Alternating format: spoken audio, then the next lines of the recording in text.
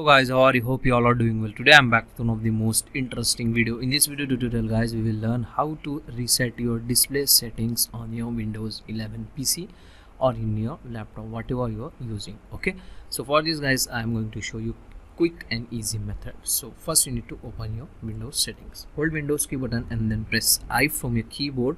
So this is the shortcut key to open the settings. In the settings, from the left panel click on system and in the right panel click on display. Like this. In the display guys, scroll down slightly. Here you can get the option scale and layout.